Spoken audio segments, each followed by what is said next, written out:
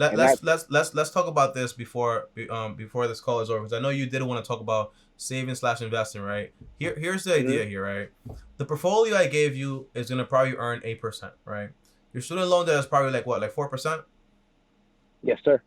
Okay, so now let's say, okay, taxes are 2% on those investments, right? So now you're down to like around 6%.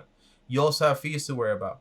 You also have inflation to worry about. So after you account for all those things, usually you're basically averaging out to a very small level, exactly like the same thing. The same you're gonna pay in interest, they're gonna basically make in investments. It's not like, oh, I make 20% in investments and I'm paying 4%. That's a whole different conversation. But usually, if you're making 8 to 10%, it's just usually gonna be better. Hey, let me just pay off this debt, and now I have a bunch of free income, right, to go ahead and invest. Okay, you paying off your car, that's $400 that's gonna free you up every month.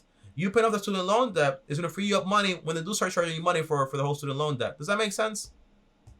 Yes, Yeah. I get So what you're saying. you just pay that off. Once you're done paying that off, you have all the money you make. All that 50K you make is just going to be your money to go ahead and invest and do as you please. You're like the owner of everything you have.